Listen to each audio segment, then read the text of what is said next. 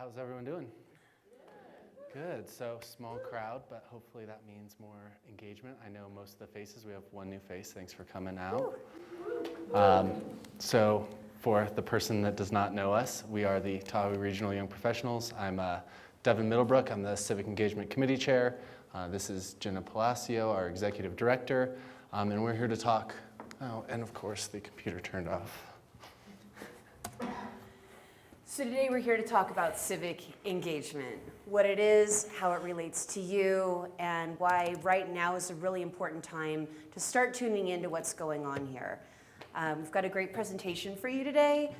It'll only take an hour, so we'll get everybody out of here in time for dinner, or late dinner, depending on how you roll. But we're going to talk about different ways to get involved, different projects, what's happening. But before we go into that, I just want to recognize our fantastic board members, committee members, volunteers that make TRYP such a special organization. We couldn't do this without you. And I don't know, Devin, I'm pretty fired up that we've got such a great group of people that are civically engaged. Definitely. So really, I think the first thing to start off with is TRYP is all about empowering our members in the community to speak up, make an impact, and we want to remain completely politically neutral. We're not taking sides. We're not telling you how to think, telling you how to vote, telling you what to believe in. We really just want to give you the information, give both sides of the story, make your own decisions, and speak up, speak your mind. So what is engagement? Yeah, so let's see, what is engagement, Devin? Let's just go with the basics here. Civic engagement refers to ways in which citizens participate in the life of their community in order to improve the conditions for others or to shape that community's future.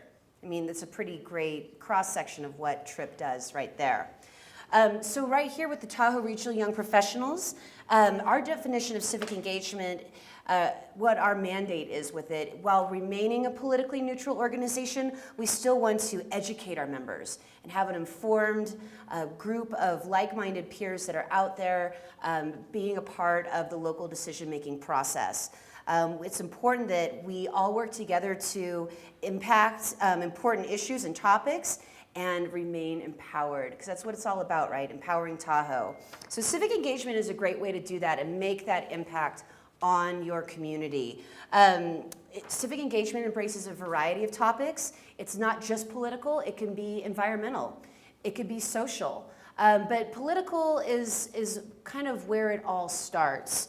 And it's important to know who represents you at all levels of government, because these are the people that are making decisions, not just in the local political arena, but also with environmental impact, with social issues like low-income housing. So there's a lot to address here. So we're going to give you a kind of condensed overview of what's happening and how you can get involved. So let's dive. Let's take a look at the players in the game. On a federal level, we have the State Senate and House of Representatives in California and Nevada. We have 2 states, 5 counties that impact the Lake Tahoe Basin. So it's important to know who's representing you at a federal level. For California, our representative is Dianne Feinstein and Barbara Boxer. In Nevada, we're represented by Harry Reid and Dan Heller. And our Senate representatives have been the same for many years. In the near future, though, we're going to see some changes. Feinstein's retiring, and Barbara Boxer is going to be retiring, as well as Harry Reid. So there's going to be some changes in that arena as well. And then it's estimated that Barbara Boxer isn't too far behind them either. So in California, we're represented by the House of Representatives, Tom McClintock. And we actually have 53 representatives in the House total for California alone. So pretty massive representation there. Well, guess what? In Nevada, it's only 4. So on the Nevada side, only 4 representatives are in the House. Mark Amodei being the Tahoe and Northern Nevada representative. So kind of keep these people in mind for your federal, state representation. These are the guys. So there's also the State Assembly.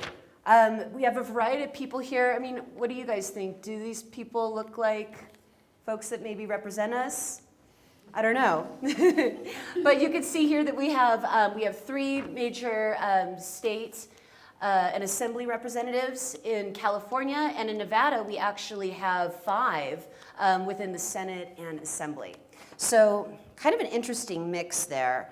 But it's really when we get to the local level that things start to get really complicated.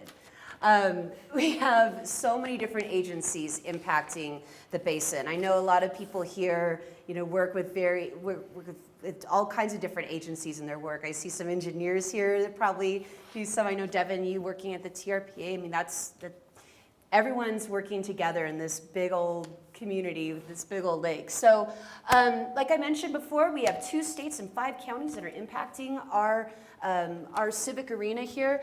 The Tahoe Regional Planning Agency, of course, is one of them, kind of the governing environmental agency.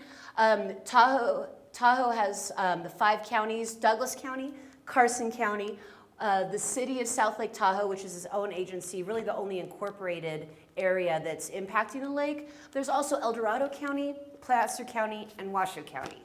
So we have all of these entities that are impacting our local decision making and our future, but it's also a great opportunity for more ways to get engaged with these representatives.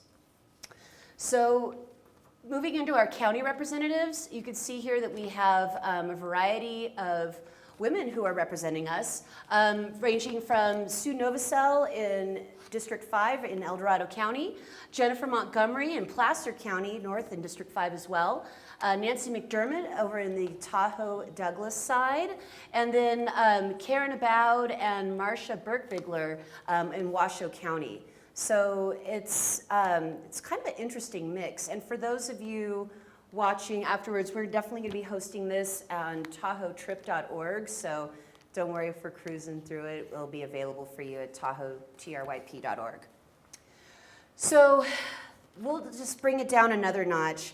What's going on here within the city of South Lake Tahoe? Well, we have 5 representatives. We have a new mayor and a new mayor pro tem. Our new mayor, Wendy David, and Mayor Pro Tem Austin Sass, they're at the helm, along with 3 other city council members, Councilman Hal Cole, Councilwoman Joanne Connor, and Councilman Tom Davis.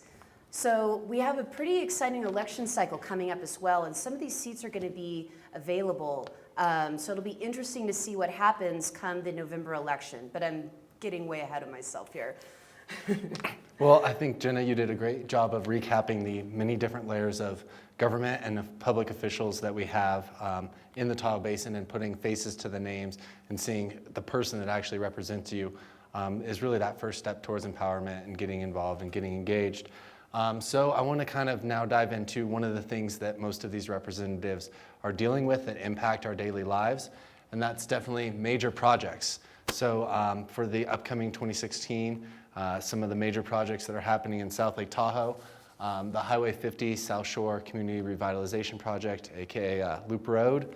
We've got the South Tahoe Rec and Swim Center. That building's getting very old and outdated, so they're looking at updating that and making it more of a center of recreation in town. Reagan Beach down in the middle of town is getting an update. They've got a new master plan that's in development. And then the city right now is working on their design guidelines, which are the rules that tell businesses how they're allowed to look, signage, streetscapes, so really shaping the way you want your town to look in the future. And then the Tahoe Valley Area Plan at the Y in town is going to bring a lot of things. I want to highlight the Highway 50 project. Obviously, it's in the state line area. It's probably the most high-profile project that's going on right now, being spearheaded by the Tahoe Transportation District. I've got, like Jenna said, this will be available online after this presentation, and you can check out some of the links to the project website, some of the latest news articles about it, the current or today's paper, the Tahoe Daily Tribune. And for those who are unfamiliar with the project, the idea is to divert traffic around the current middle strip down the casinos and create a more bikeable, walkable, complete streets area to promote tourism, really get people out of their cars, reduce pollution from cars and people driving. Right now, this is the preferred alternative, and the timeline for it, and really where there's opportunities for the community to get engaged. They will be releasing their draft environmental documents this quarter. There will be a 60-day public comment period in which you can comment on the validity of that, whether or not the environmental analysis was complete. From there, they'll have more public workshops, release a final document, and then it'll go through the steps of approval through the city and through TRPA, Caltrans, NDOT, a number of different federal agencies. But going back to some of the other major projects, like I said, the rec center, definitely an old building. They're going to be looking at updating that. It's right next to Harrison Avenue. It's something that can really become the hub for the recreation economy that Tahoe's moving towards, away from gaming towards recreation.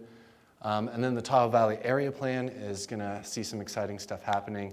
The factory stores are going to be redone, which is going to offer some awesome space for new businesses. Maybe someone wants to start a small business in town. Barton Hospital is going to be building a new sports medicine complex and really creating a medical area there and having bikeable, walkable places where employees can live close to Barton, walk to work. And then on the North Shore, not forgetting about our brothers to the north, because TRYP is now a lake-wide effort. The Brockway Campground, just north of Kings Beach on 267, there's a proposal to build 550 campground sites. So that'll be moving forward. Kind of in connection with that is Martis Valley West, just outside of the Tahoe Basin. There's a couple different proposals for increased housing development, new housing developments in that area. Squaw Valley currently has a proposal out to expand and build some new hotels and resort type features there. So that's something to keep an eye on. And then Kings Beach, the state park and event center, they're looking at updating the state park and then figuring out a way to update and improve the event center, which is a real hub in that whole downtown commercial area of Kings Beach. So some important projects on the North Shore to keep an eye on. And then, so this is something that I feel like could use some clarity, is how do exactly these big, large environmental improvement, redevelopment projects get approved? Who does the sort of documentation on them? So there's 3 documents that are important in the Tahoe Basin. There's the CEQA, which is the California Environmental Quality Act, NEPA, which is the National Environmental Policy Act, and then there's a TRPA document. And all 3 of these documents look at the potential environmental impacts of projects and ways to either avoid those or do mitigation efforts or ways to reduce that impact through scenic screening, adding more bike paths, adding more bus stops, things like that. So these 3 documents need to be completed by project proponents to get a project approved.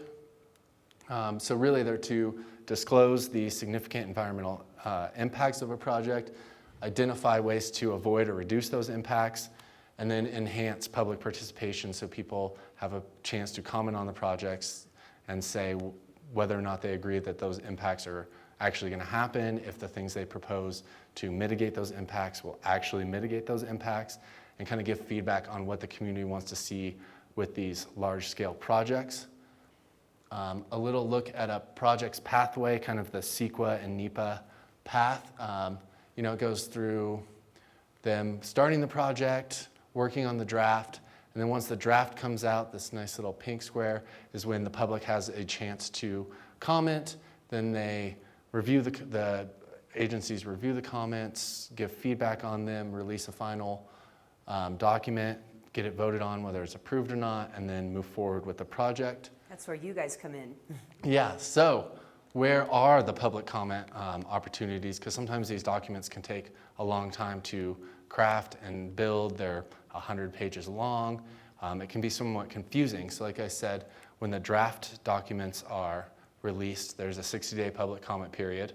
So that's your chance to write letters, submit comments electronically, saying whether or not you think the environmental document does a good enough job of showing the impacts and how they're going to mitigate them. There's always public hearings and public meetings on these projects which you can attend, make a comment there to the people that are voting on it, let your voice be heard. Public workshops, these organizations always hold public workshops so people can attend, give feedback, give input, say what they like, don't like, help shape the project that way. And then you can always email write letters to the organization that's doing the project to get your comment on the record. So there's definitely ways to have your voice heard and make your opinion known about a project. So then kicking off the upcoming elections for 2016. We've got a few of them. And just so you guys know, after we go through this, we really want to hear from you on what your idea of civic engagement is and what practices that you want to see out there and what information we can make more accessible to you. But before I go into that, we talked about knowing the players in the game and how they affect you at a federal, state, and local level. So what's happening there? We've got some key election dates coming up in California and Nevada. We talked about the multiple counties and states that are influencing the Lake Tahoe area. Coming up in Nevada, I mean, already we have, the election cycles ramping up. I mean, how much of your media time is consumed by political ads? Well, guess what? It's going to increase as we draw into the primary, which will be the first time voters come out to pick who will be going into the presidential race. So coming up in California, our primary is going to be in June. So heads up to all of you voters out there. We want to encourage everybody to register to vote. Your voice is so important, and in such a small community, it makes a big impact. Elections have been won on just 3 votes. So pay attention to these dates and get them on your calendar. Coming up in California, like I said, we've got the primary in June, and then we've got some important dates for if you vote by mail. Your ballots are going to be due for the presidential election in November. They need to be postmarked by November 8th. So it seems crazy that we're already talking about November, but it's going to be here before you know it. So time to start thinking ahead about your registration status, finding out where you are registered. Make sure that you're registered to vote in the community that you live in, and make an impact, including Nevada. Their primary's coming up in June as well. However, the caucus is taking place in February. So in just this next week, we are going to see the way the state's leaning as far as the Democratic and Republican candidates go. So whether you live in Nevada or have friends in Nevada, it's time to start, nudging your friends and colleagues and making sure that they're aware of it too. Because there's going to be a lot of key issues on the ballot, regardless of the presidential candidates. There's going to be a lot of local election topics as well. And TRYP is looking forward to keeping you apprised as we move into that election cycle. So your voter registration status, the way you vote via mail-in or voting in person, just make sure you're monitoring that.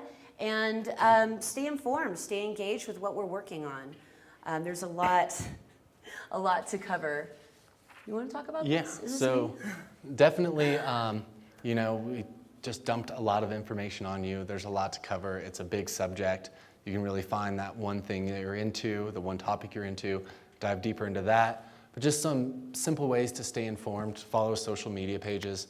Everyone has a social media page now, local government, local agencies, politicians. Like their page on Facebook, follow them on Twitter. They post updates there. It's an easy way to just get your update on your friend going out to dinner and then someone's views on a new project. So you can really stay up to date and not really change any of your internet browsing patterns, I guess you could say. Sign up for e-newsletters. Everyone's got an e-newsletter nowadays. Sign up for them. It'll pop up right in your inbox. Easy to read, always up to date. Google Alerts are another great way to stay up to date. Sign up for some Google Alerts about Tahoe, issues you're interested in. Again, it'll pop up right in your inbox. You don't have to go searching for it. It'll get sent right to you. Read the local papers. There's a couple great local papers, and online and in print around town that have current issues and topics. And then talk to people. You don't learn anything unless you talk to people. Talk to your neighbors, talk to your coworkers, find out what they're interested in, their opinion on things. It may change your mind, may teach you something you didn't know, really get you more in tune with what the community as a whole is feeling. And then a few simple ways to engage. Attend public meetings and workshops. There's always some sort of public meeting or workshop going on, it seems, every week. So there's plenty of ways to go, hear from the experts, hear from the people that are trying to do projects, give them your feedback directly. You can, they always have surveys. I know right now El Dorado County has a survey out. The city's done surveys recently. Let them know your feedback. Email the city, email the county, email people questions, comments. Just send it to them, get it on the record. Let them know that that's a concern of yours. And then comment on projects, like I said, with the public comment period on environmental documents. If you don't comment on a project and send it to the person directly, they don't know your comment or your feedback. It doesn't do any good to just say it. You have to send it to them so they know it exists. And then, of course, you can join the Civic Engagement Committee. So we meet on the second Tuesday of every month, 6:30, usually at LTCC. We plan events like this. We've got some other events coming up. Voter registration drive. We've got good stuff going on. We could always use help. And then, again, this will be online, but a couple helpful links for the city of South Lake Tahoe. They have an online comment platform called Speak Up SLT. You can talk about ideas you have, vote on ideas, have a conversation. They also have a Citizens Academy. It runs, I think, 5 weeks in a row, and you learn about the police department, the budget, how the city council works, kind of the inner workings of the city. So it's definitely a little bit of a time commitment, but you really get to know how a city is run, how our city's run, how it works, which I think is very important to getting informed so you can better be engaged. El Dorado County, a couple links for them. There's city council meetings, the El Dorado County supervisor meetings, and then, of course, the TRPA monthly meetings as well. So those links on there will take you directly to those pages. And that's what makes emailing your representatives so much easier. If you can't get off work, if you're unable to make it to one of these meetings that Devin's talking about, still speak up, still share with them your thoughts on the issues that they're deciding for you as your representative. And then if you want to get your opinion published, you can write a letter to the editor to the Tribune. There's some details on how to do it there, no more than 350 words. Send it to cro@tahoedailytribune.com. Obviously, the Tribune can edit for grammar and things like that. You can also email story ideas to the Tribune. And then there are 2 other local publications that are online only as South Tahoe, or Lake Tahoe News and South Tahoe Now, and those email addresses as well. And then finally, I'm kind of excited to announce that we will be kicking off a new series called Tahoe Town Hall, really tackling some more controversial, high-profile topics, trying to spark that engagement. Our first one is going to be on local ordinances. On April 20th at 6 p.m., we'll have local representatives from the city, the county, TRPA, all those local jurisdictions. We're going to be talking vacation rentals, bear boxes, plastic bags, food trucks, any ordinance, anything that you have questions on, how ordinances are created, how they're formed, that process, what the current rules are, and how to potentially change those rules if you feel strongly enough about it. So really fostering an open discussion about some tough topics, some controversial topics, and really sparking that discussion. And making it accessible too, I think. It's important for us to all be able to speak up, and it's tough to do when there might be a city council meeting at 9 a.m. on a Tuesday. I mean, not everybody can make that. So our hope is that we're making TRYP a platform for you to show up, speak up, and ask those questions that you might have of our local representatives. A lot of great ideas and things written down. I want to thank everyone for coming out to the TRYP Civic Engagement Workshop. The video will be available online at TRYP.org on the Civic Engagement page. We'll blast it on our Facebook. Like I said, stay tuned for upcoming events. April 20th, our Tahoe Town Hall. I can make all these lovely notes available on the website as well. The PowerPoint will be up there with all the links in it. Thanks again for coming out. Thanks for being here.